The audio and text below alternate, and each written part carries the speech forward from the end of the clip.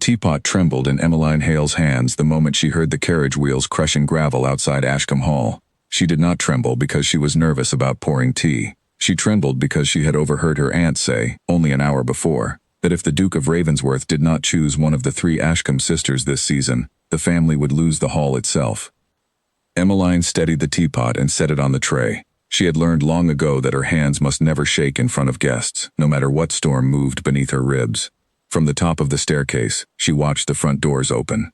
Her aunt, Lady Margaret Ashcombe, swept forward first, her silk skirts hissing against the marble floor. Behind her came the 3 sisters, arranged like a display in a shop window. Beatrice stood tallest, her chin lifted, her eyes already calculating. Constance twirled a curl around one finger, practicing a smile she had rehearsed for a week. Verity, the youngest, bounced slightly on her toes, too eager to hide her excitement. And then he stepped through the doorway. Duke Alaric Whitmore of Ravensworth. He was younger than Emmeline expected, and quieter too. He did not smile the practiced smile of a man who knew he was being watched. He simply looked around the entrance hall as though searching for something specific, though he could not have known what. "Your Grace," Lady Margaret said, curtsying so deeply that her knees nearly touched the floor. "Welcome to Ashcombe Hall. We are deeply honored." "The honor is mine," the Duke said, though his voice carried no particular warmth. It was the voice of a man performing a duty. Emmeline knew this duty well, even from a distance. Every great family in the county had spent the past 3 months preparing for this visit. The Ashcombe sisters had new gowns commissioned from London. Their mother had hired a dance instructor to polish steps they already knew. There had been arguments over hair ribbons that lasted entire afternoons. Emmeline had no new gown. She had one gray dress, mended twice at the hem, and a duty to pour tea for the family that had taken her in after her parents died of fever 6 years ago. She was grateful for the roof over her head. She tried very hard, every single day, not to want more than that. She carried the tray down the stairs slowly, careful not to let the cups rattle.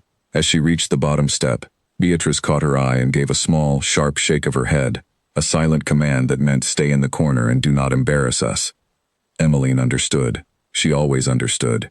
She moved to the side parlor where the family would receive their guest, set the tray upon the low table, and positioned herself near the window, ready to refill cups the moment they emptied, and otherwise to be as invisible as the curtains behind her. The parlor filled with polite conversation. Lady Margaret spoke of the weather, the harvest, the charming journey the Duke must have had from London.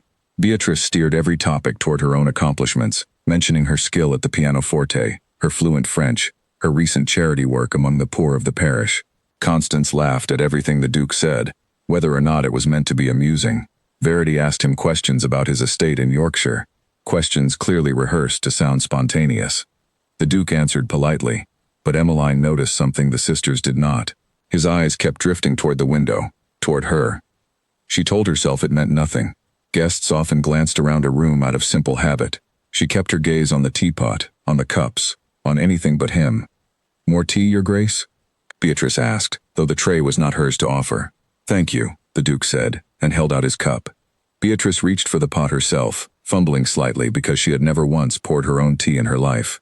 The pot tilted. A thin stream of hot liquid missed the cup entirely and splashed onto the tablecloth. "Oh," Beatrice said, flustered for the first time since entering the room. Emmeline stepped forward at once, taking the pot gently from Beatrice's hand before more could spill. "Allow me," she said quietly, and poured a steady stream directly into the Duke's cup without a single drop astray. "Thank you," the Duke said, and this time there was something different in his voice. He looked at her properly, as though seeing her for the first time. "I do not believe we have been introduced." The parlor went very still. "This is my niece," Lady Margaret said quickly, her tone suggesting the introduction was hardly necessary. "Miss Emmeline Hale. She assists with the household." "Miss Hale," the Duke said, and inclined his head toward her as though she were any other lady in the room. Emmeline curtsied, unsure what else to do. "Your Grace." "You pour tea very well," he said. It was such a small, ordinary thing to say, yet Beatrice's mouth tightened as though he had insulted her instead of complimenting a servant girl. Constance's laugh faltered into silence. Verity simply stared, confused by the shift in the room's temperature.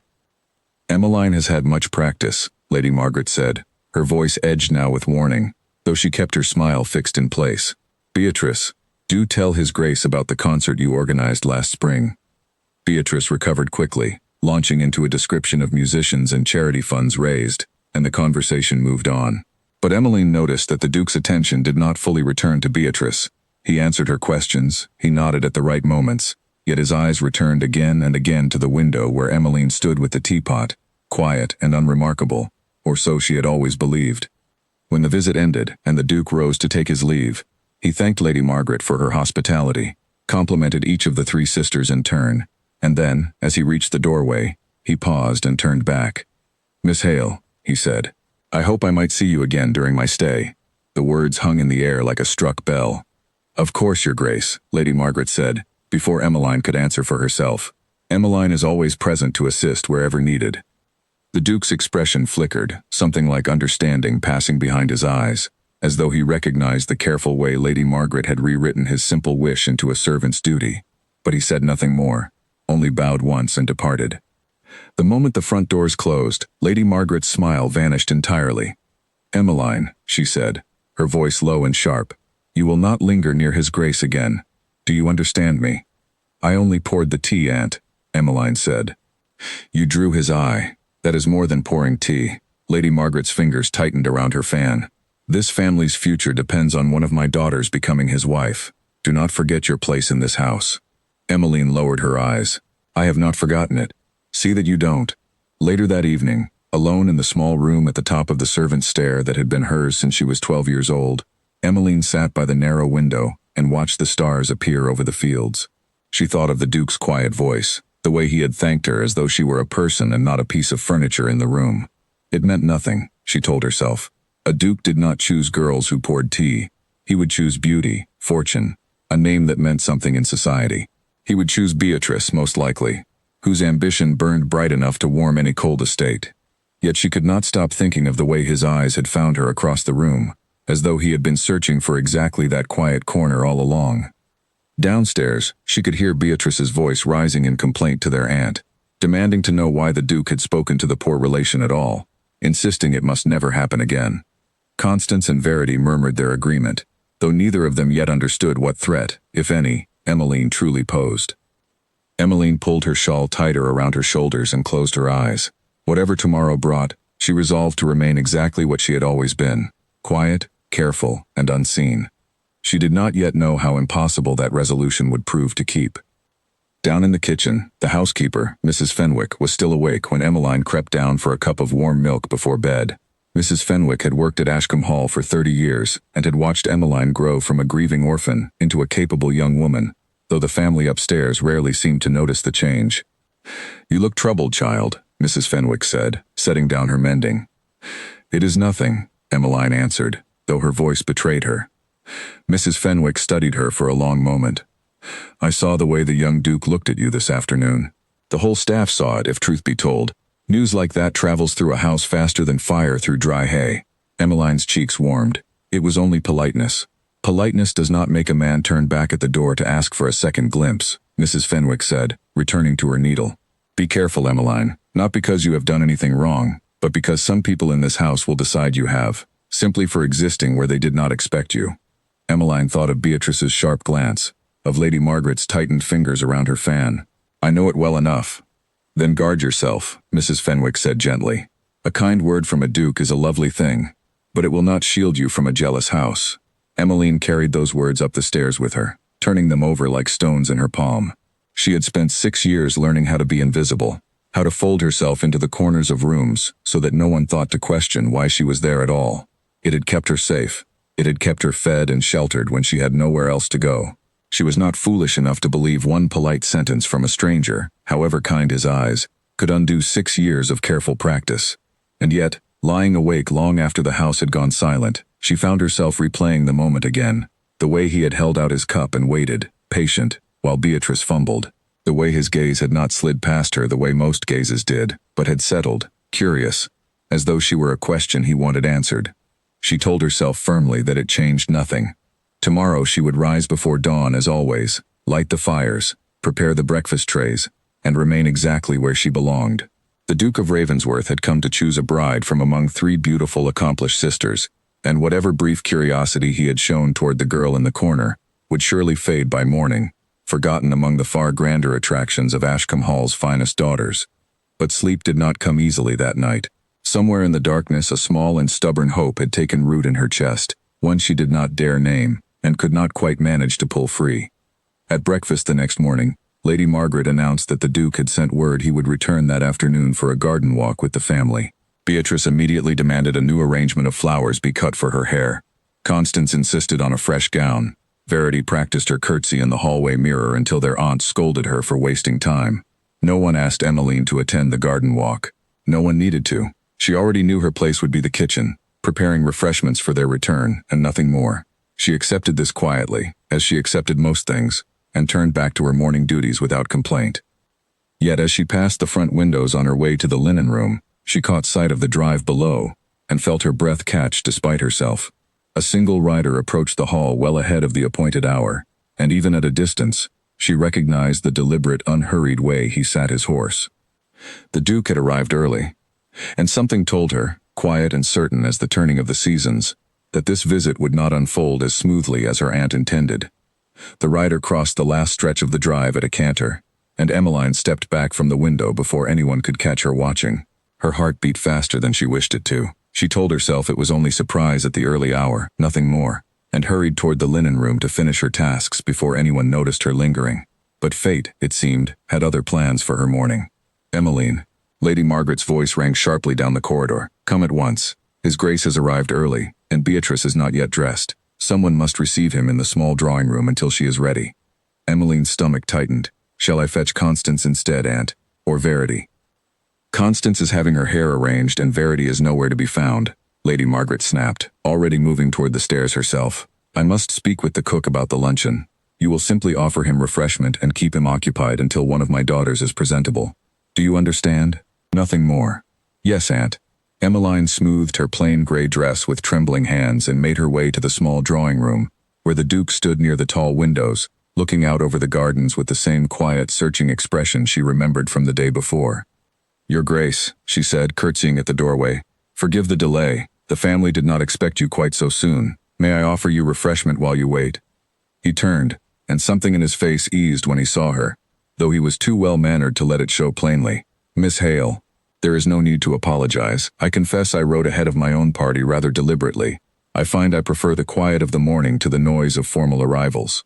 Then I hope I am not disturbing that quiet, Emmeline said, moving toward the small table where a tray had already been prepared. You are not, he said. In truth, you are the first person in this house who has not seemed nervous in my presence. Emmeline paused, teapot in hand. Perhaps that is only because I have no ambitions where you are concerned, Your Grace. It is easier to be calm when nothing depends upon the outcome. He studied her for a long moment, as though her honesty surprised him. That is a rare kind of freedom. It does not feel like freedom most days, she admitted, before she could stop herself. Then, embarrassed by her own candor, she busied herself pouring his tea. Forgive me. That was not my place to say. I asked no less of you, he said gently. Please, sit with me a moment, if your duties allow it. Emmeline hesitated. Sitting with a guest was far beyond anything expected of her. Yet something in his tone was not a command but a genuine request, and she found herself lowering into the chair across from him, before she had fully decided to do so. Tell me about yourself, Miss Hale, he said. Not what your aunt would have me hear. What you would tell me, if you thought no one else was listening. The question startled her. No one had ever asked her such a thing, not once in 6 years. There is little to tell. My parents died of fever when I was 12. My aunt took me in out of duty, and I have tried to repay that duty ever since. By pouring tea. By making myself useful in whatever way is required, she said. It has kept a roof over my head. And what would you do, he asked, if usefulness were not required of you?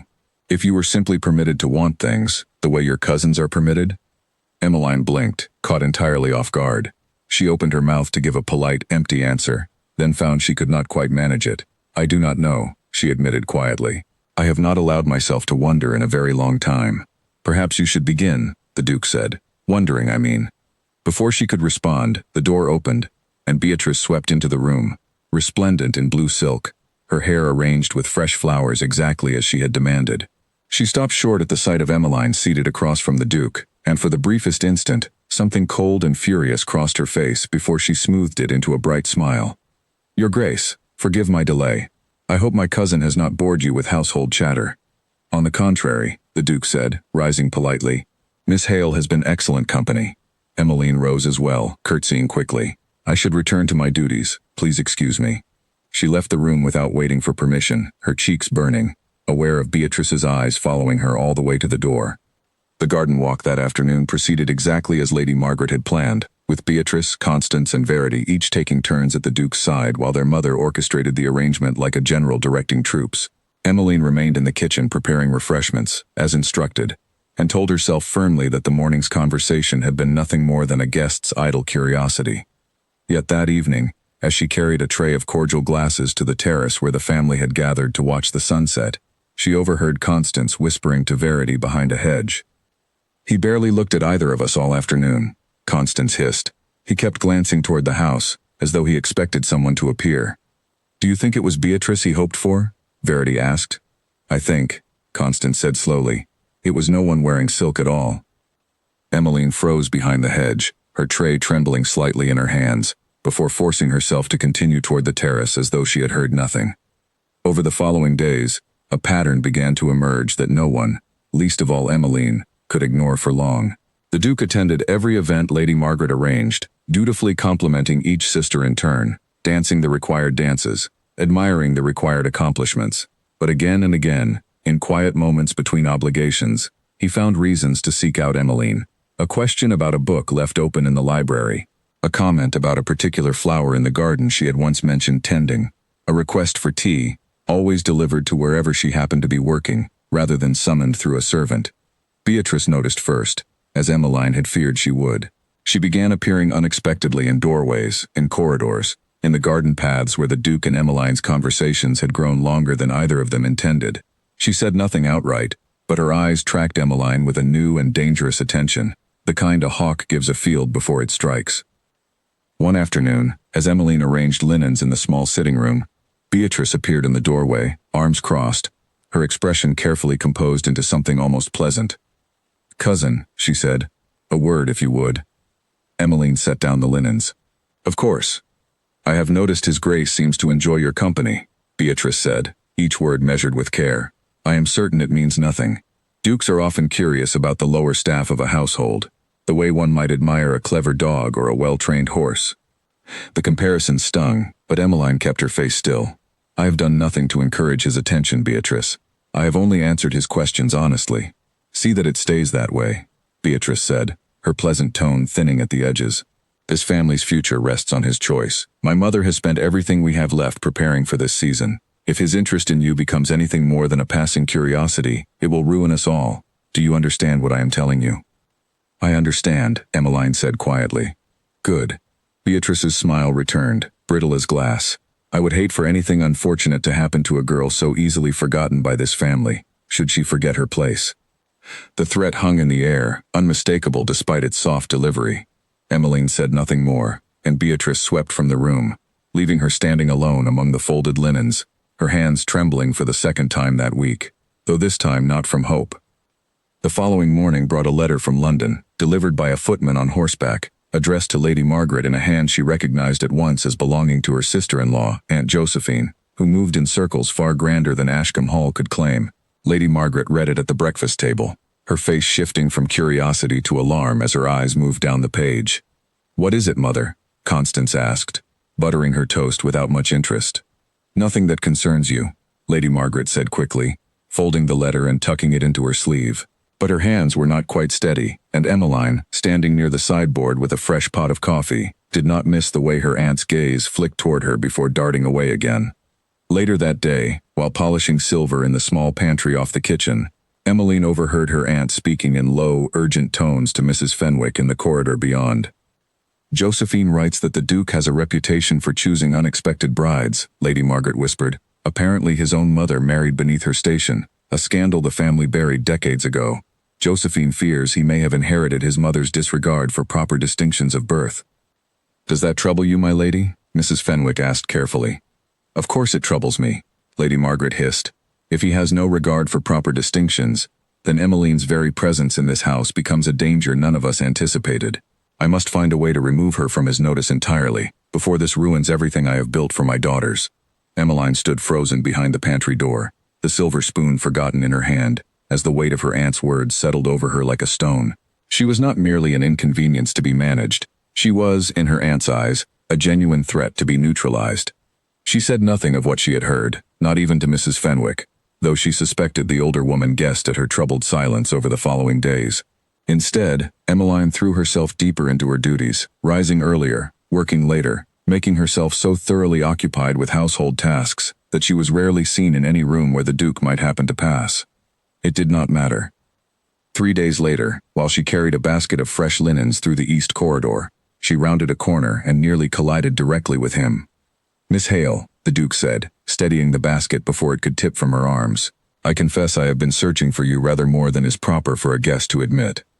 "Your Grace should not trouble himself searching for a housemaid," Emmeline said, though her voice lacked conviction even to her own ears. "You are not merely a housemaid," he said, his tone quiet but firm. "I have spoken with dozens of accomplished young ladies this season, Miss Hale. None of them has spoken to me as honestly as you did on that first morning. I find I cannot stop thinking of it." Emmeline's heart beat unsteadily. "Your Grace, I must ask you to be careful with such words. My aunt has made her wishes regarding this matter quite clear, and I have no desire to bring hardship upon this household on my account." "And what of your own wishes?" he asked. "Do they not matter at all?" She hesitated, the basket of linen suddenly very heavy in her arms. "I have learned it is safer not to have wishes that reach beyond my station."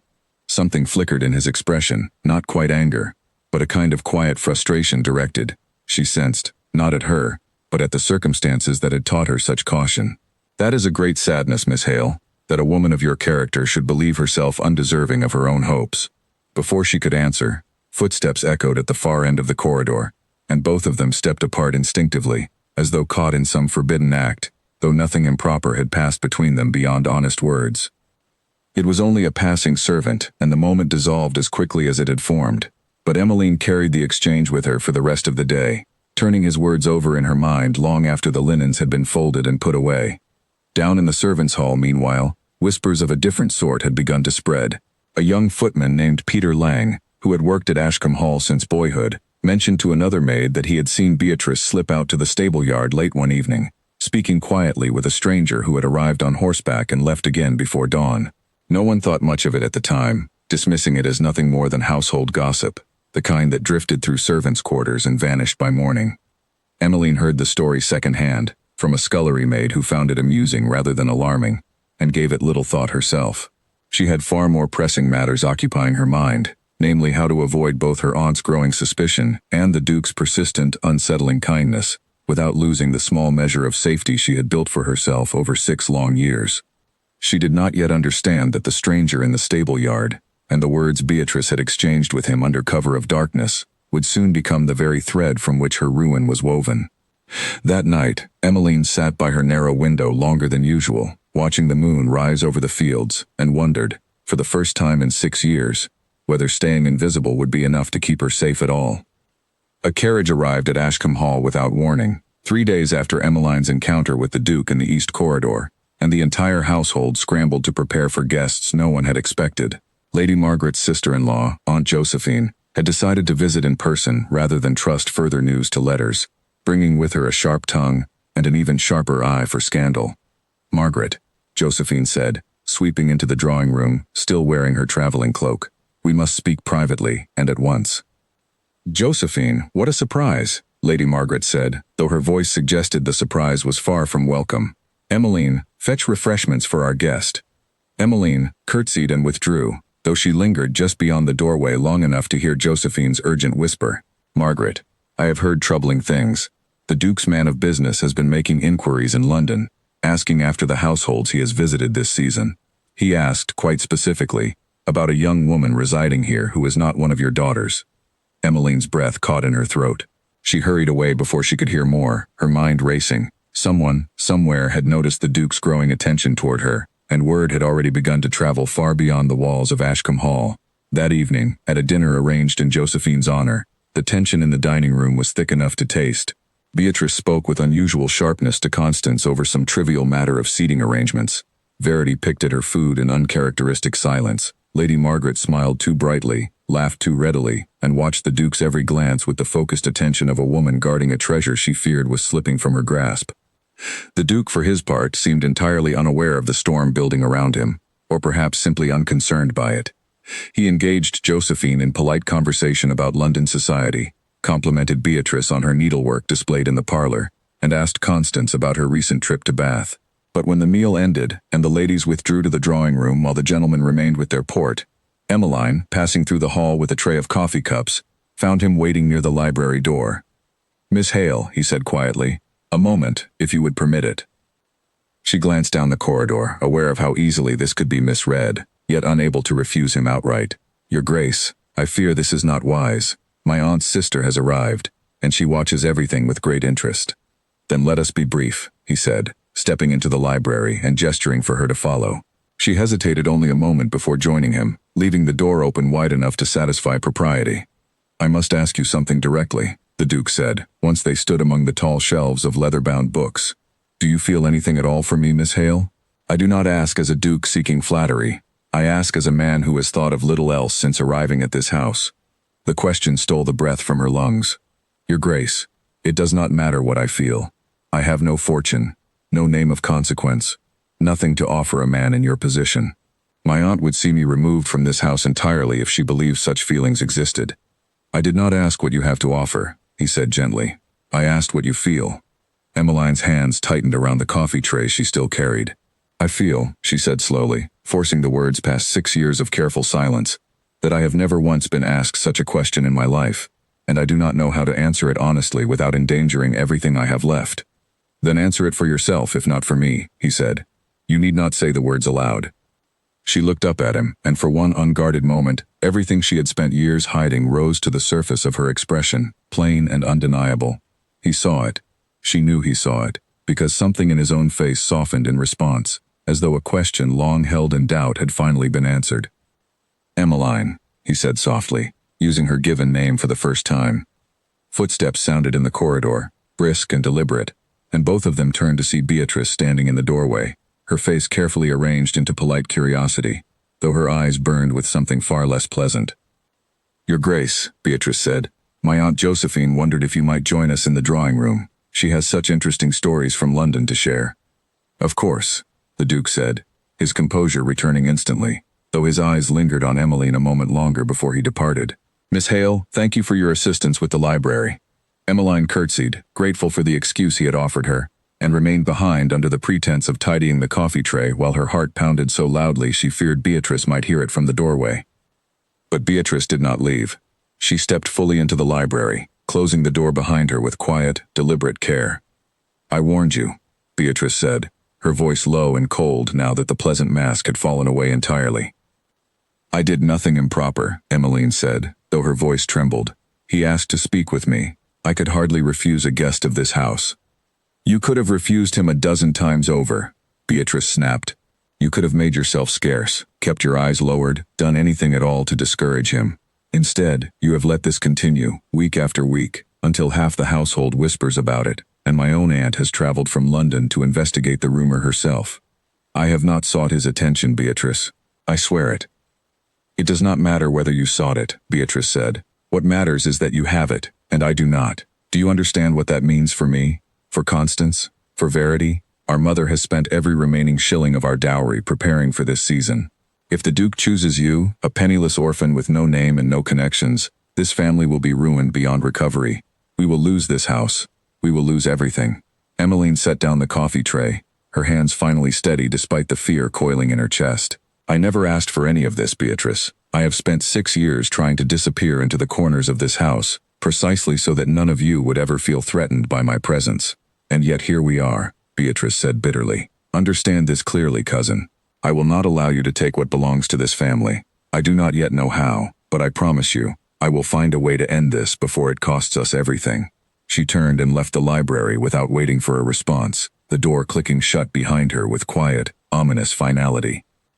Emmeline remained alone among the tall shelves for a long while, her thoughts tangled between fear and something else entirely, something she had not allowed herself to name until the Duke had asked his quiet question among the books. She thought of his eyes, steady and searching, and the way he had said her given name as though it were something precious rather than something to be hidden away. She thought too of Beatrice's threat, and the cold certainty in her cousin's voice, and understood, with a chill settling deep in her chest, that whatever storm was building around her would not pass quietly. Over the following week, The atmosphere at Ashcombe Hall grew increasingly strained. Aunt Josephine extended her visit far longer than anyone had anticipated, watching Emmeline with sharp, assessing eyes whenever their paths crossed. Lady Margaret grew shorter with the servants, snapping over trivial mistakes that would once have passed unnoticed. Beatrice withdrew into a cold, calculating silence, speaking to Emmeline only when duty required it, and even then with barely concealed contempt. Constance and Verity, meanwhile, seemed increasingly aware that something had shifted beneath the surface of their carefully planned season, though neither fully grasped the shape of it. Constance grew sullen, convinced the Duke's affections lay elsewhere but unable to name where. Verity, younger and less guarded, cornered Emmeline one afternoon in the linen room. "Emmeline," Verity said, twisting a ribbon nervously between her fingers, "is it true the Duke has taken a particular interest in you?" Emmeline's chest tightened. "I do not know what you have heard, Verity, but I promise you, I have done nothing to encourage such attention." "I do not think you have," Verity said, surprising her. "But Beatrice believes it, and she has been strange these past days, whispering with the housemaid about something she calls a plan. I do not like it, Emmeline. I do not know what she intends, but I fear it will not be kind." The warning settled over Emmeline like a shadow, confirming fears she had already begun to carry alone. "Thank you for telling me, Verity. Please, be careful yourself. Whatever Beatrice intends, I would not want it to touch you as well." Verity nodded, though worry remained etched plainly across her young face, and hurried from the room before anyone might notice their conversation. That night, unable to sleep, Emmeline slipped down to the kitchen for a cup of warm milk and found Mrs. Fenwick still awake, mending by candlelight as she so often was. "You carry a heavy weight tonight, child," Mrs. Fenwick said, setting aside her needle. "Beatrice means to do something," Emmeline said quietly. "Verity warned me of it, though she does not know the shape of the plan herself. I fear it will come soon." Mrs. Fenwick's expression grew grave. "Then you must be careful, and you must trust in your own character, whatever storm she raises against you. Lies built on jealousy rarely stand firm when honest truth is set against them." "I hope you are right," Emmeline said, though doubt lingered heavy in her chest. "But Beatrice is clever, and desperate people often find cunning ways to disguise their cruelty as reason." Mrs. Fenwick reached out and took Emmeline's hand in her own weathered fingers. "Whatever comes, you are not without allies in this house, however few and quiet we may be. Remember that." Emmeline squeezed her hand gratefully, comforted in some small measure, though she carried the weight of Beatrice's threat with her long after she returned to her narrow room beneath the eaves. She lay awake staring at the shadows on the ceiling, thinking of the Duke's question in the library, of her own unspoken answer, and of the storm gathering just beyond the horizon of her careful, quiet life. The following afternoon, Lady Margaret summoned Emmeline to her private sitting room, a place Emmeline had entered perhaps a handful of times in 6 years, and never for a pleasant reason. "Sit," Lady Margaret said, gesturing to a small chair across from her own. Emmeline obeyed, though the unfamiliar invitation to sit in her aunt's presence only heightened her unease. "I have watched this situation unfold with growing concern," Lady Margaret began, her fingers laced tightly together in her lap. "Josephine tells me the Duke's man of business has made further inquiries, this time regarding your parentage, your character, even your prospects. Do you understand what this means?" "I do not seek his attention, Aunt," Emmeline said. "I have told you this already." "Whether you seek it matters little now," Lady Margaret said, her voice tight with barely restrained frustration. "What matters is that it exists, and it threatens everything I have built for my daughters. I took you in when you had nowhere else to go, Emmeline. I fed you, clothed you, gave you a roof over your head when your own parents left you with nothing. I ask only one thing in return, that you not destroy the future I have worked to secure for my own children." Emmeline lowered her eyes, the familiar weight of obligation pressing down upon her as it always did in these conversations. "What would you have me do, Aunt? I cannot control where the Duke chooses to direct his attention." "You can control your own conduct," Lady Margaret said. "You will keep to the servants' quarters as much as possible during the remaining days of his visit. You will not linger in corridors, libraries, or gardens where he might find you. You will make yourself as scarce and unremarkable as you have always been, and perhaps this foolishness will pass before it does irreparable harm." "And if it does not pass?" Emmeline asked quietly. Lady Margaret's expression hardened. "Then I will find another solution, one you may not find agreeable. I have connections in the north, a distant cousin, who requires a companion for her elderly mother. It is honest work, far from here, far from any temptation that threatens this family's future. I would prefer not to send you away, Emmeline, but I will do what I must to protect my daughters." The threat, though delivered in the calm, measured tones of practical necessity, struck Emmeline with the force of a physical blow. To be sent away, torn from the only home she had known since childhood, exiled to a distant household among strangers, simply for having drawn the eye of a man she had never sought to attract. "I understand, Aunt," Emmeline said, though her voice wavered despite her effort to steady it. "I will do as you ask." "See that you do," Lady Margaret said, already rising to signal the conversation's end. "For both our sakes." Emmeline left the sitting room with her composure barely intact, her mind racing through the narrow, shrinking options left available to her. She could not control the Duke's interest, could not undo the weeks of quiet conversation that had somehow, despite every precaution, blossomed into something neither of them had intended, nor could easily deny. And now, with Beatrice's cold threats on one side, and her aunt's practical exile on the other, Emmeline found herself trapped between two forces determined to erase her from a story she had never asked to enter. 2 days later, keeping faithfully to her aunt's instructions, Emmeline had confined herself so thoroughly to the kitchen and linen rooms that she nearly missed the note slipped beneath her door one evening, folded twice and sealed with plain wax rather than any noble crest. She recognized the handwriting at once, though she had never seen it before. It could belong to no one else. "Meet me in the orchard at dusk if you are able," the note read. "I understand if caution keeps you away. I only wished you to know the choice remains yours, and yours alone." Emmeline stood holding the note for a long while, torn between her aunt's warning, Beatrice's threat, and the quiet, insistent pull of her own heart, which had grown steadily louder despite every attempt to silence it. She thought of 6 years spent making herself small, useful, forgettable, and wondered what it might cost her, finally, to want something for herself alone. When dusk fell that evening, she found herself walking toward the orchard after all, her shawl pulled tight against the cooling air, her heart pounding with a fear that was not entirely unpleasant. He was waiting beneath the old apple tree, exactly as promised, and turned at the sound of her footsteps with an expression of such open relief that it nearly undid her composure entirely. "You came," he said simply. "I should not have," Emmeline said, though she did not step away. "My aunt has forbidden it. Beatrice has threatened far worse than her disapproval." "Then I am grateful for your courage," the Duke said, "and sorry for the cost it may bring you." "I do not yet know what it will cost me," Emmeline admitted. "Only that I could not stay away, however wise it might have been to try." They spoke for only a short while beneath the darkening sky, careful of prying eyes from the house, yet in that brief exchange, something settled between them that neither threats nor exile could easily unmake. Whatever Beatrice intended, Emmeline understood now that there would be no more hiding in corners, no more disappearing into the safety of invisibility. The season had turned, and with it, everything she had built for herself over 6 long years stood suddenly, terrifyingly, exposed. Someone had been watching the orchard. Emmeline did not learn this until 3 days later, when Beatrice cornered her in the empty music room, a folded piece of paper clutched triumphantly in her hand. "I saw you," Beatrice said, her voice trembling with something between fury and satisfaction. "Slipping out to the orchard at dusk, meeting him alone, unchaperoned, like a common girl from the village. Do you have any idea what this means, Emmeline?" "We spoke for a few minutes, nothing more," Emmeline said, her stomach twisting with dread. "Nothing improper occurred." "It does not matter what occurred," Beatrice said. "It matters what can be made to appear to have occurred, and I intend to make very good use of what I saw." Emmeline's blood ran cold. "What are you planning, Beatrice?" Beatrice smiled, and there was nothing warm in it. "Lady Harrington's grand ball is in 3 days' time.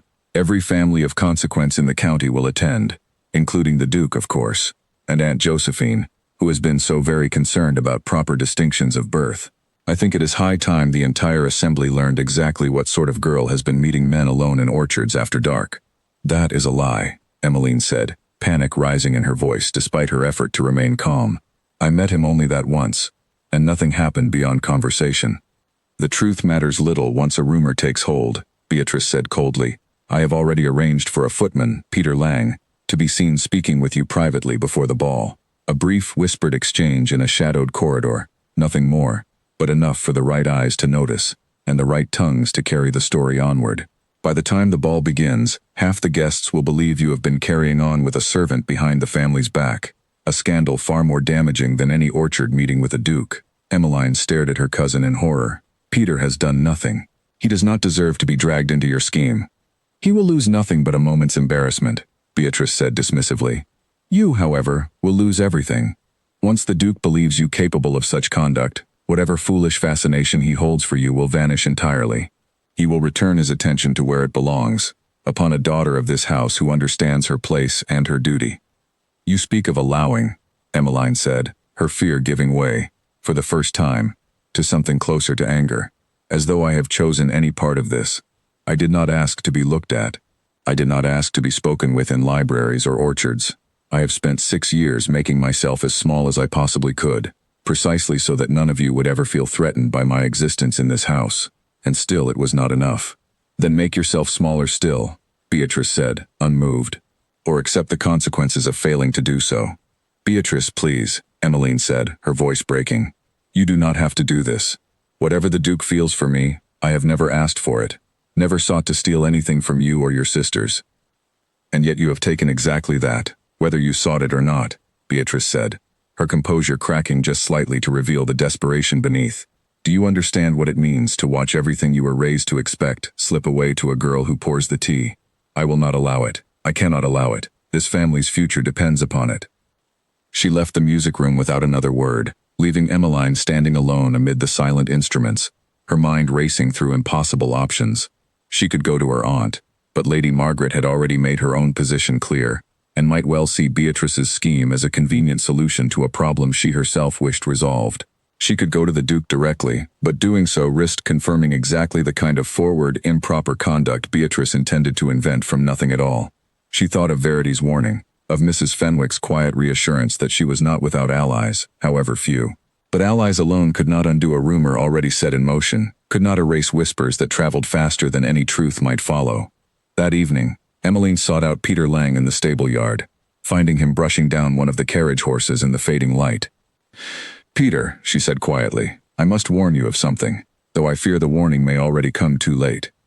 Peter looked up, puzzled by her urgency. Miss Hale, what troubles you? Beatrice intends to use you in a scheme against me, Emmeline said. She plans to arrange for the two of us to be seen together privately, in a way that suggests impropriety, before Lady Harrington's ball.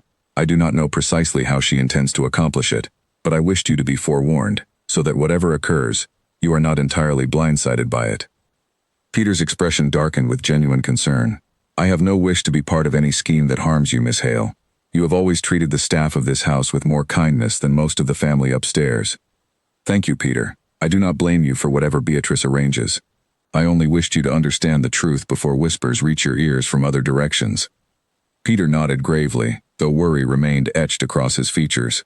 I will be careful, Miss Hale, and I will tell the truth plainly, whatever anyone else may say, if the matter is ever put to me directly.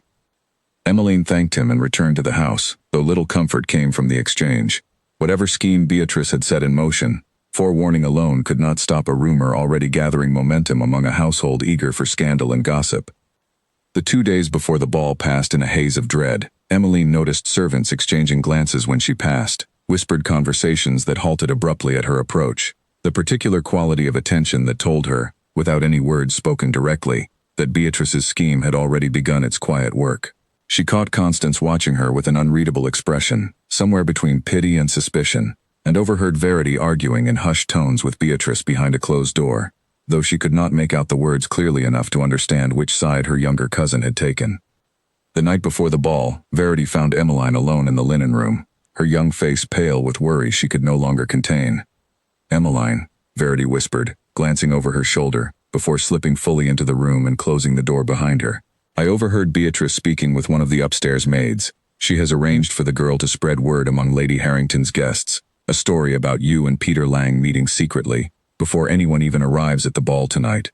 By the time the doors open, half the guests will already believe it before they have even seen you enter the room. Emmeline's hands stilled over the linens she had been folding. How can she do this, Verity? I have done nothing to deserve such cruelty. I do not know, Verity said, tears gathering in her eyes. I tried to reason with her, told her it was unkind, even dangerous, to ruin someone's reputation over jealousy alone. She would not listen. She says the family's future depends upon it, and that you will recover eventually, once the Duke's interest has moved elsewhere. And Constance? Emmeline asked. Does she know of this scheme as well? Constance suspects something, Verity admitted. She has grown quiet these past days, watching Beatrice with an expression I cannot quite read. I do not think she approves, though I do not know whether she will act against her own sister to stop it. Emmeline sank onto a small stool near the linen shelves, the weight of the coming evening pressing down upon her with sudden, crushing force. Thank you for telling me, Verity. Whatever happens tonight, please know that I hold no anger toward you. I wish I could stop it, Verity said miserably. I am too young, too powerless within this family to change what Beatrice has already set in motion. I am sorry, Emmeline, truly sorry. You have done more than most would dare, Emmeline said gently, reaching out to squeeze the younger girl's trembling hand. That kindness will not be forgotten, whatever comes. Verity slipped away moments later, leaving Emmeline alone once more with her thoughts, the linen room suddenly feeling far smaller and more confining than it ever had before. On the morning of the ball itself, Lady Margaret summoned Emmeline once more to her sitting room, her face drawn and unusually pale. There are rumors, Lady Margaret said without preamble, concerning you and a footman in this household. I have heard whispers among the staff, hints from Josephine that something improper has occurred. Tell me plainly, Emmeline, is there any truth to it? None whatsoever, Aunt, Emmeline said firmly. I believe Beatrice has arranged for such rumors to spread deliberately, in order to discredit me before the Duke. Lady Margaret's expression flickered with something Emmeline could not quite read. Uncertainty, perhaps, or the beginning of doubt about her own daughter's conduct. That is a serious accusation, Emmeline. It is the truth, Emmeline said. Beatrice told me herself, only days ago, exactly what she intended. For a long moment, Lady Margaret said nothing, her fingers twisting anxiously in her lap. Whatever the truth of it, she said finally, you will attend the ball tonight as planned. To withdraw now would only confirm suspicion rather than dispel it. Conduct yourself with perfect propriety, and pray that whatever scheme Beatrice has arranged fails to take root before the evening ends. Emmeline left the sitting room with little reassurance, understanding that her aunt, even suspecting the truth of Beatrice's scheme, would do nothing to prevent it, too fearful of choosing between her daughters and the niece she had taken in from duty rather than affection. That evening, as she dressed in her single good gown, a simple pale green dress far less grand than anything her cousins would wear, Mrs. Fenwick came to help arrange her hair, her weathered hands surprisingly gentle and steady. Whatever happens tonight, Mrs. Fenwick said, meeting Emmeline's eyes in the small looking-glass, remember that truth has a way of surfacing, however deeply someone tries to bury it. You have done nothing wrong, child. Hold on to that certainty, whatever storm tries to shake it loose. Thank you, Mrs. Fenwick, Emmeline said, though her voice trembled with the fear she could no longer entirely conceal. I only hope truth moves quickly enough to matter, once the whispering begins in earnest. Before descending to the carriage, Emmeline stopped by the kitchen one final time, seeking some small comfort before facing the evening ahead. Mrs. Fenwick was waiting for her there, as though she had somehow known Emmeline would come. You look lovely, child, Mrs. Fenwick said, studying her with an expression of quiet pride. Whatever unkindness waits at that ball tonight, remember who you truly are, not who Beatrice wishes the world to believe you are. I am frightened, Mrs. Fenwick, Emmeline admitted, her composure finally slipping in the safety of the older woman's presence. I do not know how to fight a rumor already spreading before I have even entered the room. You do not fight whispers with more whispers, Mrs. Fenwick said firmly. You fight them by standing tall, speaking honestly when asked, and trusting that decent people, when given the chance, generally prefer truth to gossip. Not everyone in that ballroom will be cruel, Emmeline. You must simply survive long enough for the truth to find its footing. Emmeline nodded, drawing what strength she could from the older woman's steady confidence, though doubt still churned uneasily in her stomach as she made her way toward the waiting carriage. As the carriage prepared to carry the family to Lady Harrington's grand estate, Emmeline caught one final glimpse of Beatrice in the hallway mirror, resplendent in crimson silk, her expression calm and satisfied in a way that chilled Emmeline far more than any open threat could have managed. Whatever scheme her cousin had set in motion, it was clear from that quiet, confident satisfaction that Beatrice believed the outcome already settled, the trap already sprung, and Emmeline's ruin merely a formality still awaiting its final, public performance. The moment Emmeline stepped through the doors of Lady Harrington's grand ballroom, she felt the weight of dozens of eyes turned toward her, followed almost immediately by the low murmur of whispered conversation, rippling outward like water disturbed by a stone. She had expected curiosity. She had not expected the particular quality of the stares that followed her, sharp and knowing, accompanied by whispers behind fans and gloved hands that made her stomach twist with dread. Beatrice's scheme, it seemed, had already done its work before Emmeline had even crossed the threshold. There she is, she heard a woman murmur to her companion, not quite quietly enough, the one carrying on with the footman, right under her aunt's own roof. Emmeline kept her chin lifted and her steps steady, though every instinct urged her to flee back through the doors and disappear into the night. She found Lady Margaret near the refreshment table, her aunt's face pale and drawn, clearly aware of the rumors circulating through the assembled guests. "Emmeline," Lady Margaret said in a low, urgent voice, "stay close to the family this evening. Do not wander, do not give anyone further reason for talk." "I have done nothing to deserve this talk, Aunt," Emmeline said quietly. "I know," Lady Margaret admitted, surprising her. "Josephine has heard the same whispers, and questioned me directly before we even arrived. I told her the story was nonsense, invented by jealousy rather than fact. But belief and truth are not always the same thing in a ballroom full of strangers eager for scandal." Across the room, Emmeline caught sight of Beatrice, resplendent in crimson silk, accepting compliments from a cluster of admiring guests with the serene composure of a woman who believed her victory already secured. Beatrice's eyes met Emmeline's briefly across the crowded room, and the small, satisfied smile that touched her lips confirmed everything Emmeline had feared. The evening wore on in a haze of forced smiles and whispered cruelty. Emmeline kept close to her aunt as instructed, declining every offer to dance, aware that any attention drawn toward her would only feed the rumors already spreading. She caught glimpses of Peter Lang across the room, brought in to help with serving duties for the grand event, his expression tight with the same anxious awareness that gripped her own chest. At one point, a young gentleman she did not recognize approached her with an odd, appraising smile, the sort of look that made her skin prickle with discomfort. "Miss Hale, is it? I have heard the most fascinating things about you this evening. Tell me, is it true what they say about the footman?" "There is nothing true to tell," Emmeline said, keeping her voice as steady as she could manage. "I would ask you not to repeat idle gossip, sir, particularly gossip with no foundation in fact." The man's smile only widened, unpleasant and knowing. "Of course, Miss Hale. Though I confess, a story travels quite differently once it has passed through enough mouths, does it not? By tomorrow, I imagine it will have grown far beyond whatever small truth it began with." He moved away before she could respond, leaving her standing alone near the refreshment table, her hands trembling with a mixture of humiliation and helpless fury. She caught Beatrice watching the exchange from across the room, and the small, satisfied curve of her cousin's lips confirmed exactly what Emmeline had already suspected. Beatrice had planted the seed carefully, and now stood back to watch it grow into something far larger and more damaging than the truth could ever contain. Emmeline excused herself briefly to the terrace, seeking a moment of cool air and solitude away from the crushing weight of so many watching eyes. She found Constance there already, standing alone at the balustrade, staring out over the darkened gardens with an expression Emmeline could not quite read. "Constance," Emmeline said softly, hesitant to intrude. Constance turned, startled, then composed herself quickly. "Emmeline, I did not expect to find you out here." "I needed a moment away from the whispers," Emmeline admitted. Constance was quiet for a long moment, her fingers tracing the cool stone of the balustrade. "I know what Beatrice has done," she said finally, her voice barely above a whisper. "I have known for 2 days now, though I said nothing, hoping perhaps it would pass without consequence.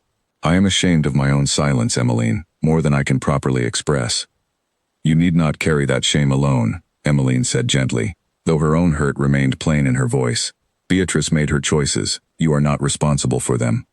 "Perhaps not," Constance said, "but I am responsible for my own silence, and silence in the face of cruelty is its own kind of wrong." She straightened, something resolute settling into her expression.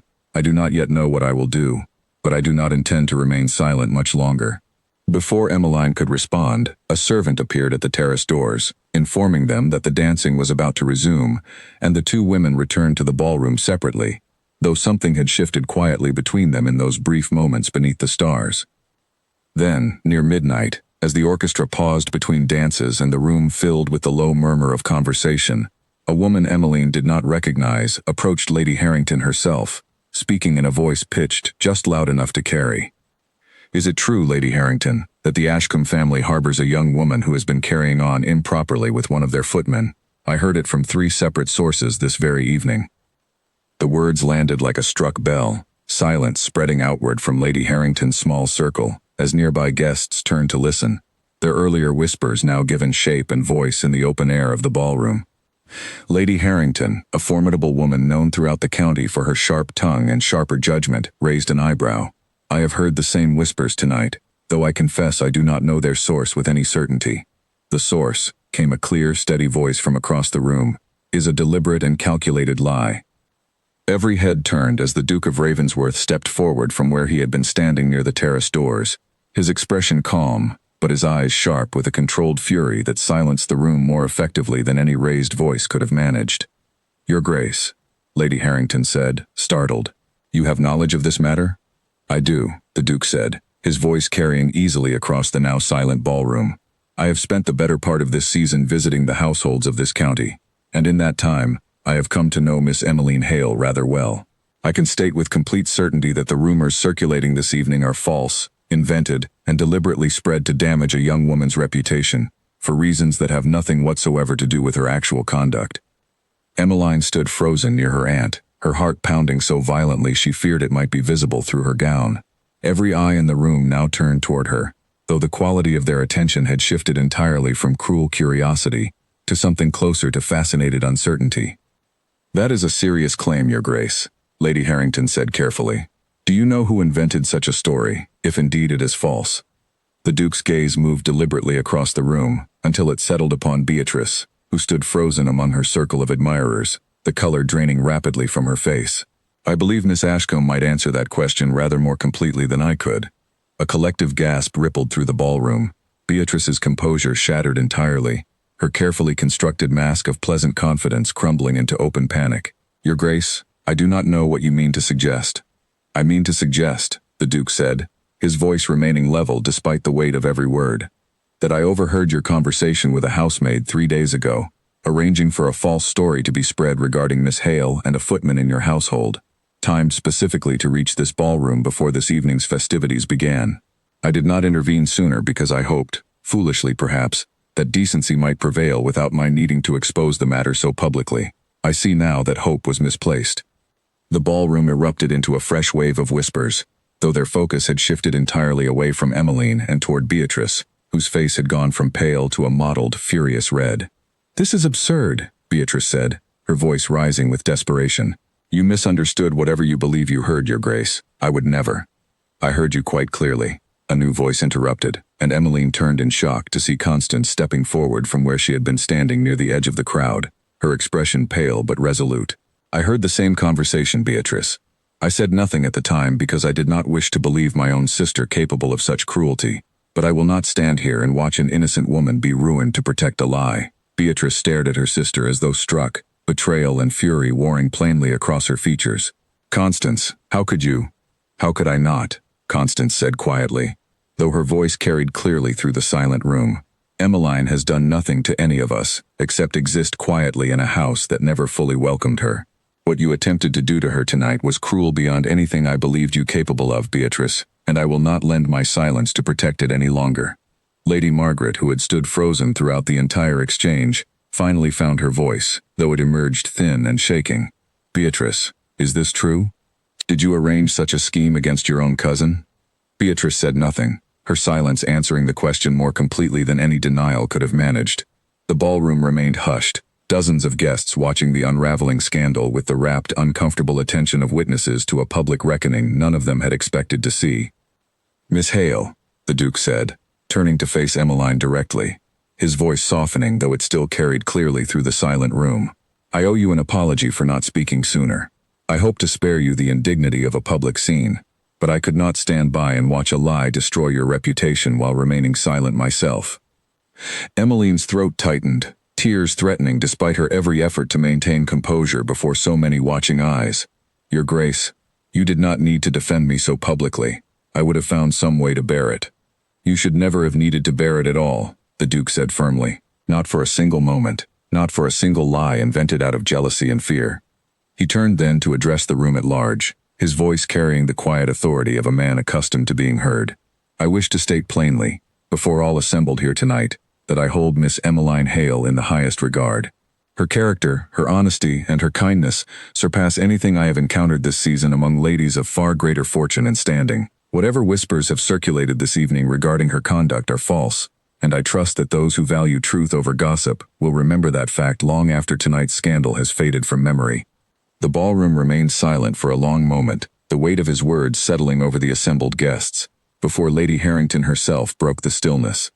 "Well," she said, her sharp voice carrying a note of grim satisfaction, It seems this evening has proven rather more educational than I anticipated. Miss Ashcombe, I believe you owe your cousin a rather significant apology, and perhaps this household owes her one as well, for allowing such treatment to occur beneath its own roof for so many years. Lady Margaret's face had gone entirely pale, the full weight of the evening's revelations crashing down upon her at once. She looked toward Emmeline, something like genuine shame flickering across her features for perhaps the first time in 6 years. Emmeline, not tonight, Aunt, Emmeline said quietly, though not unkindly. Please, not here. Beatrice, meanwhile, had fled the ballroom entirely, unable to bear the weight of so many watching eyes, her crimson gown a fading blur through the terrace doors. Constance remained, standing near Emmeline with an expression of quiet, determined solidarity that surprised them both. Thank you, Emmeline said softly to her cousin. I should have spoken sooner, Constance said, tears finally slipping free down her cheeks. I am sorry it took so long for me to find my courage.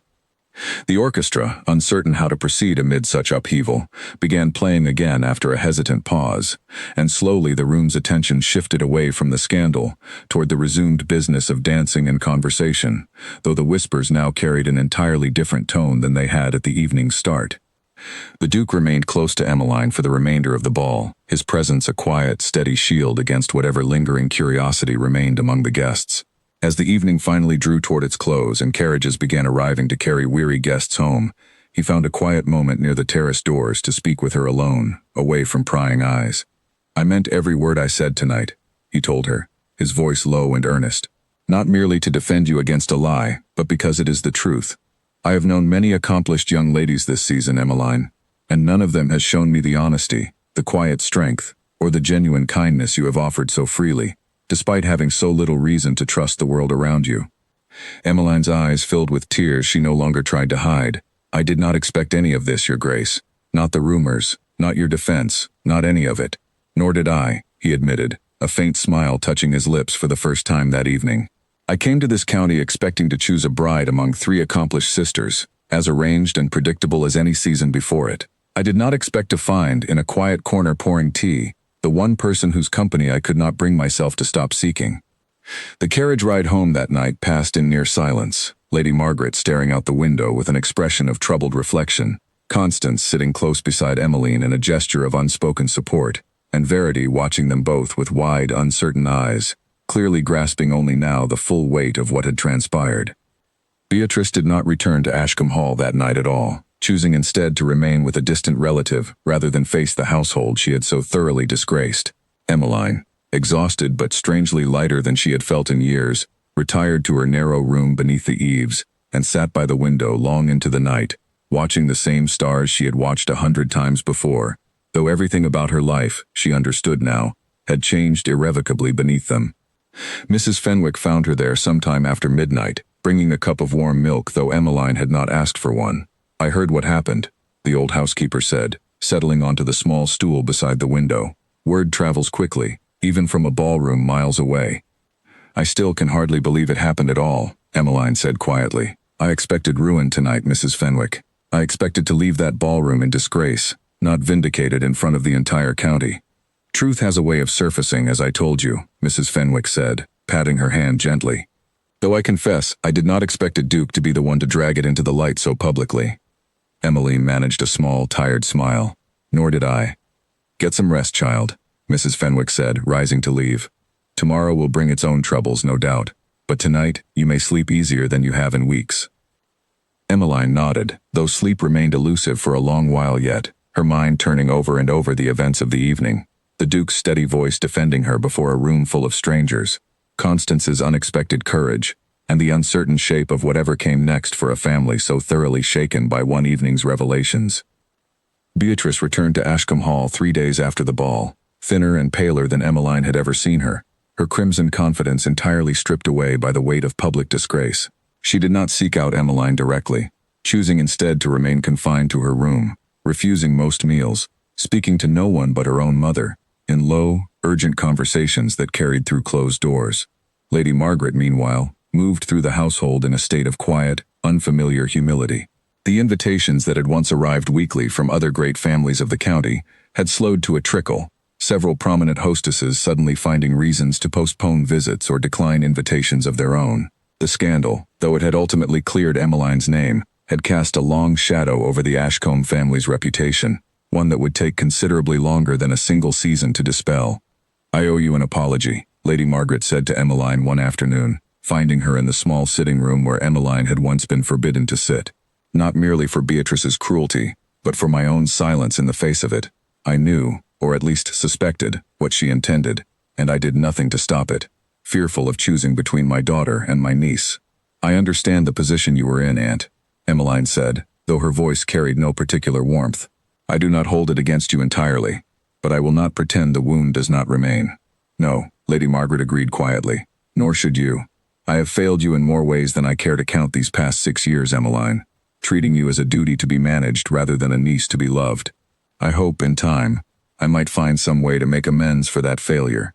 Emmeline said nothing further, though something in her chest eased slightly at the admission, however late it had come. Constance, meanwhile, had grown noticeably closer to Emmeline in the days following the ball, seeking her out for quiet conversation, walking with her in the gardens, offering the sort of genuine companionship neither of them had shared before. Verity, too, seemed relieved that the tension gripping the household had finally broken, though she remained watchful of Beatrice's continued withdrawal, worried for her sister despite everything. The Duke called at Ashcombe Hall nearly every day following the ball, no longer disguising his purpose behind polite pretenses of visiting the family generally. He sought Emmeline directly now, walking with her in the gardens, sitting with her in the library, speaking with a freedom neither of them had dared allow themselves before the scandal had forced their feelings into the open.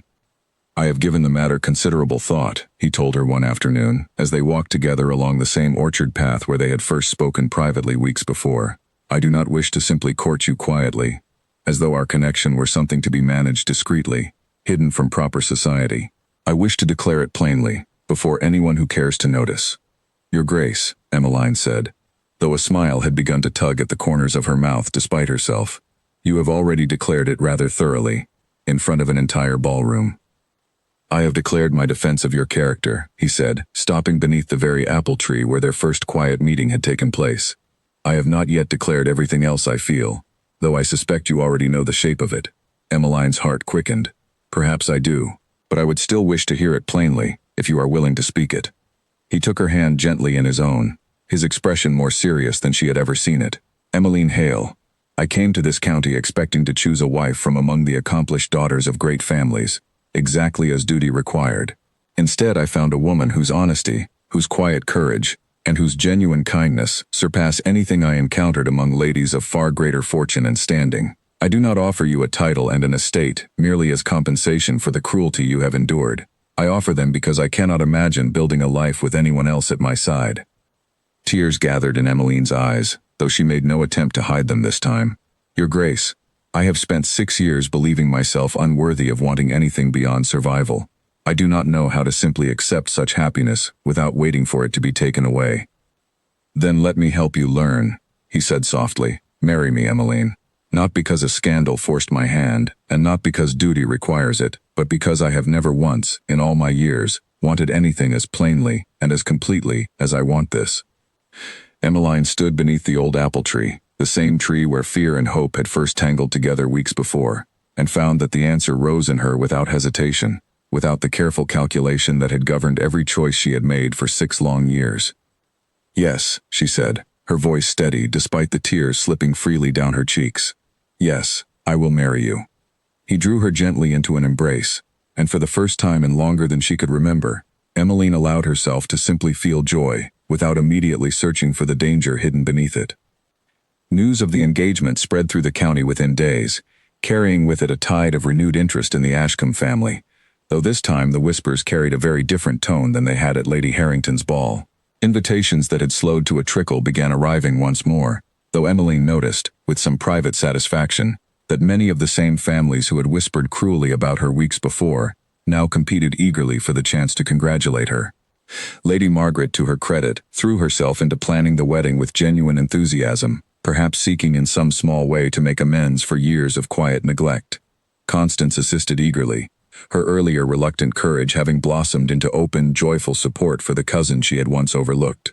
Verity, delighted beyond measure, could speak of little else in the weeks leading up to the ceremony. Beatrice remained largely absent from these preparations, though Emmeline, though she eventually sought Emmeline out alone, several weeks before the wedding, finding her in the garden where the roses had just begun to bloom. "I do not expect forgiveness," Beatrice said stiffly, her pride clearly warring with whatever had brought her to seek this conversation at all. "I only wish to say that I understand now, more clearly than I wish I did, what my jealousy cost this family, and what it nearly cost you. I am sorry, Emmeline. Truly."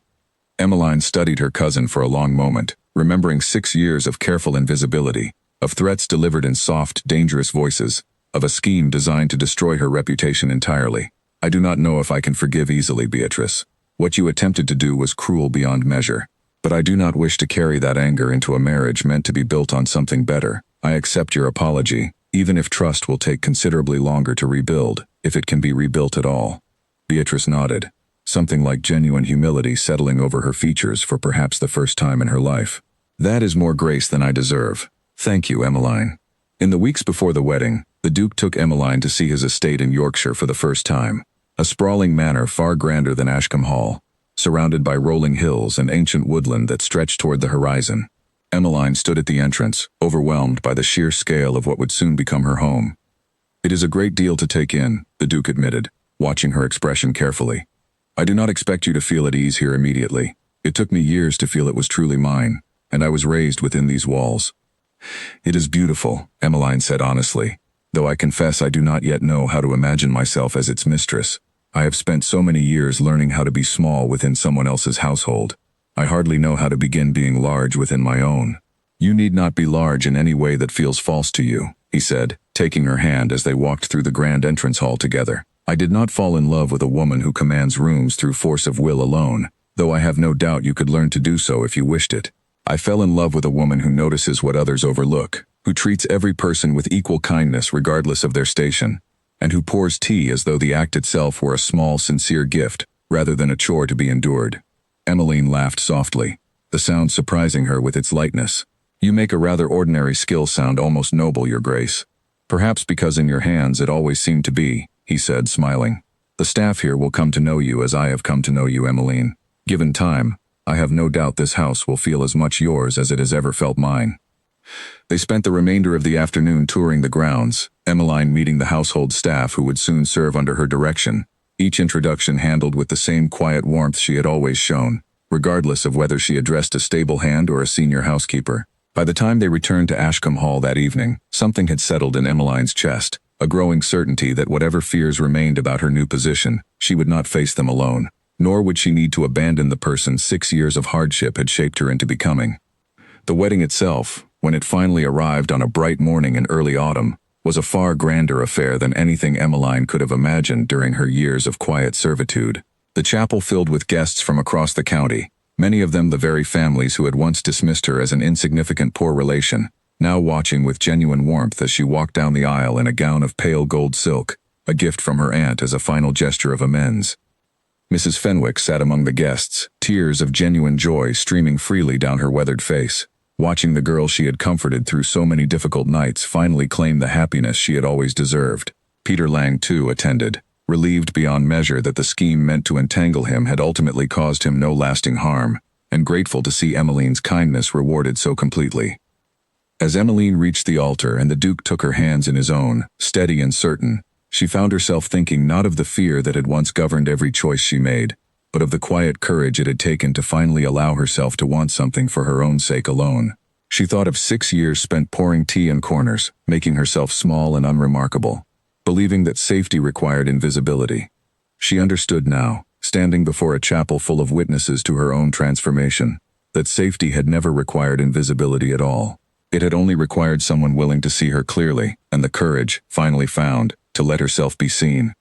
The ceremony concluded with vows spoken plainly and sincerely, without the careful calculation that had shaped so much of Emmeline's life before this moment. When the Duke finally kissed his new bride before the assembled guests, the chapel erupted into genuine, joyful applause, a sound entirely different from the whispered cruelty that had once threatened to define her future. In the months that followed, Emmeline settled into her new life as Duchess of Ravensworth, with the same quiet grace that had first drawn the Duke's attention across a crowded drawing room.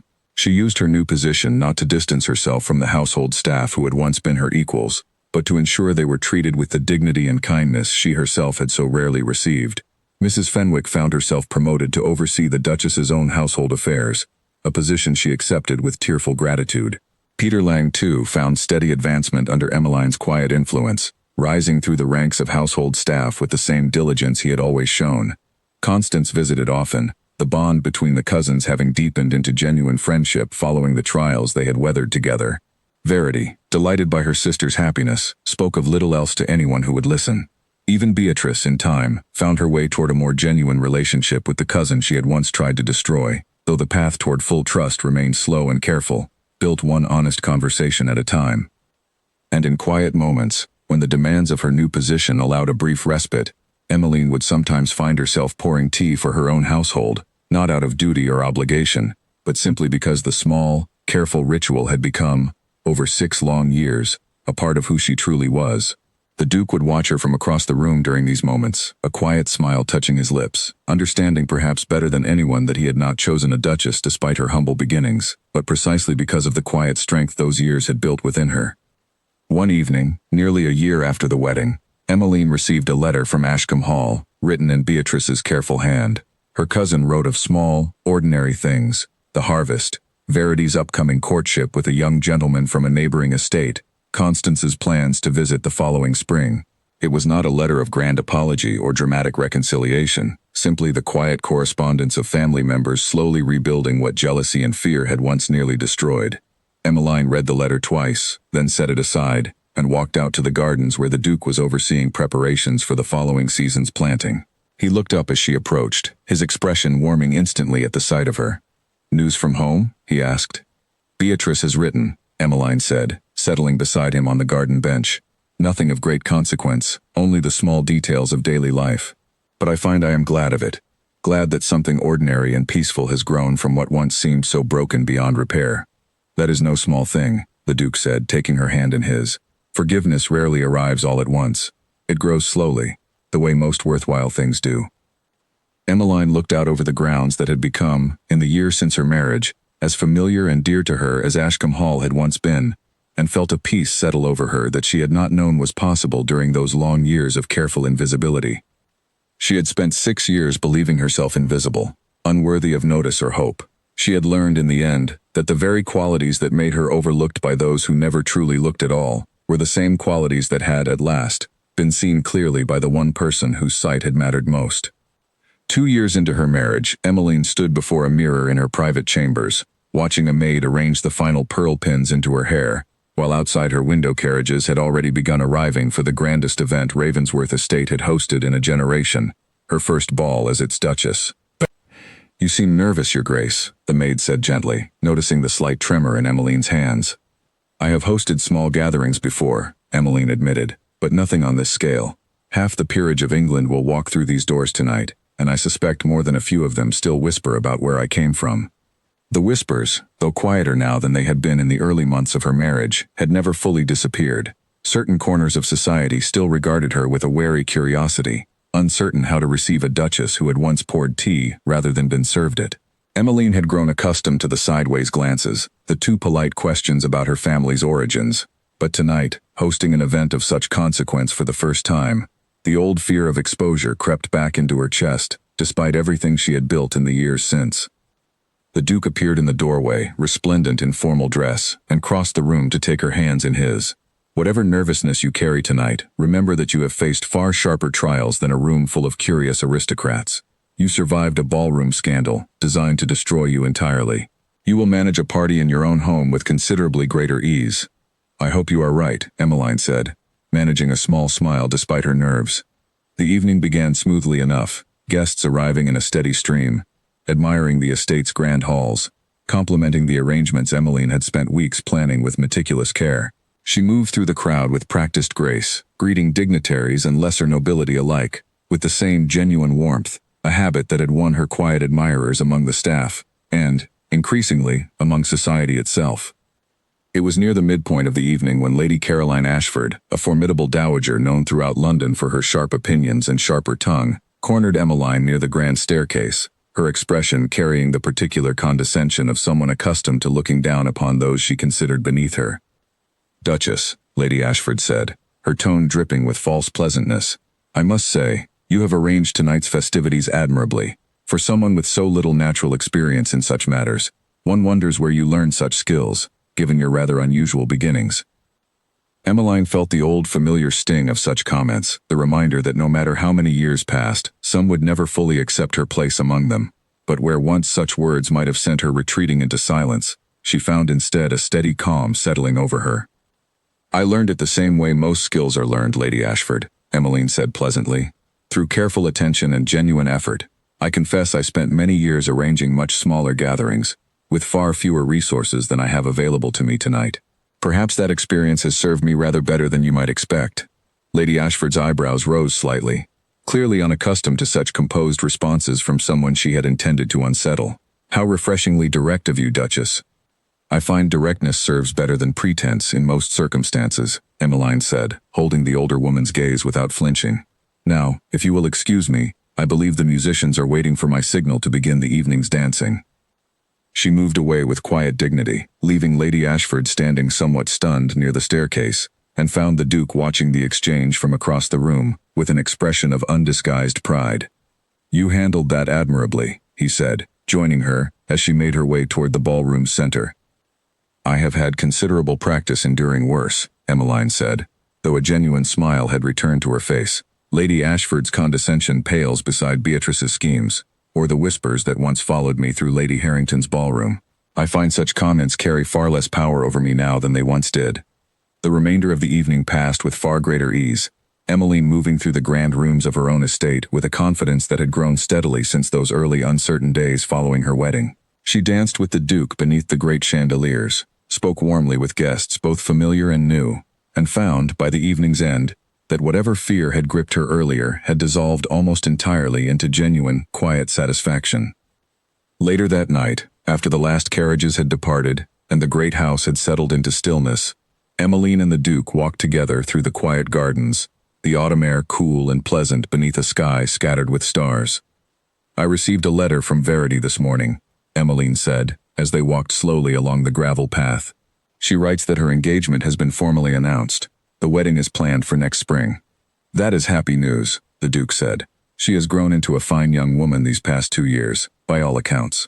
She has, Emmeline agreed.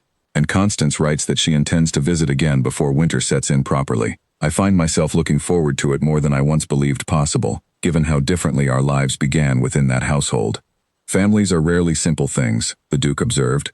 Yours has proven more complicated than most, yet you have found a way to rebuild what once seemed thoroughly broken. Not entirely rebuilt, Emmeline admitted. Beatrice and I remain cordial, though the trust between us grows slowly, one careful letter at a time. I do not know if it will ever return fully to what it might have been, had none of this happened, but I have made my peace with that uncertainty. They paused beneath an old oak tree near the edge of the garden, and the Duke turned to face her fully, his expression softening in the moonlight. Do you have any regrets, Emmeline, looking back on everything that brought us to this moment? She considered the question seriously, thinking of 6 years of quiet servitude, of Beatrice's cruel scheme, of the public humiliation she had so narrowly escaped, of the fear that had once governed every choice available to her. I regret the pain those years caused, certainly. I would not wish such treatment upon anyone, but I cannot regret the path itself, difficult as it was, because it led me here, to this garden, to this life, to you. I do not know if I would trade that path for an easier one, even if such a choice were possible. Nor would I wish it traded, the Duke said quietly, drawing her close, though I wish circumstances had spared you the cruelty along the way. Perhaps, Emmeline said, resting her head against his shoulder as they stood together, beneath the ancient tree. The cruelty taught me something I might never have learned otherwise, that quiet strength and genuine kindness are worth far more than the approval of those too small-minded to recognize their value. I would not have understood that lesson so completely, had I never been tested by it. The Duke held her close beneath the stars, and Emmeline felt, as she often did in such quiet moments, an overwhelming gratitude for the unexpected turns her life had taken. The girl who had once poured tea in silent corners, careful never to be noticed, had become a woman fully seen, fully valued, standing at last in a life built not on invisibility, but on the quiet, unshakable strength that invisibility had taught her to carry within herself all along. Several months later, at a smaller gathering hosted by a mutual acquaintance, Emmeline found herself seated beside Lady Ashford once more, an arrangement neither woman had chosen but both accepted with practiced grace. To Emmeline's surprise, the older woman's manner had softened considerably since their earlier exchange. "I have thought often of our conversation at your ball, Duchess," Lady Ashford said, studying Emmeline with an expression far less guarded than before. "I confess I expected you to wilt beneath my remarks, as so many young women do when tested by their elders. Instead, you answered with more composure than ladies twice your age often manage. I have had considerable practice weathering far sharper tests than your remarks, Lady Ashford," Emmeline said honestly, "though I appreciate you saying so." "Word travels, even among circles that pride themselves on discretion," Lady Ashford said. "I have heard the fuller story of what you endured before your marriage, the scheme against your reputation, the courage it took to weather it publicly. I judged you too quickly that evening, Duchess, based on assumptions about your origins rather than your character. That was unfair of me, and I offer my apology, however belated." Emmeline studied the older woman, surprised by the genuine humility in her admission. "Apology accepted, Lady Ashford. I have learned, these past 2 years, that people are rarely as fixed in their opinions as they first appear. Given the chance, most are willing to look more carefully, if only someone is patient enough to let them." "A generous philosophy," Lady Ashford said, "and rather rarer than it ought to be."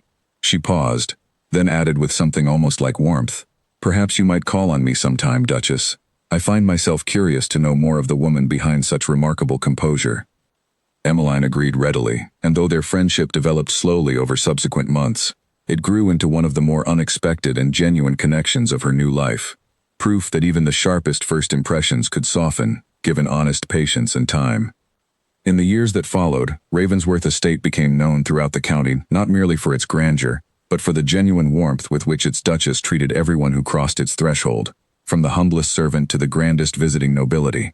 Emmeline never forgot the years she had spent unseen, and she made certain, in every choice available to her, that no one within her own household would ever feel the particular loneliness of being overlooked the way she once had been.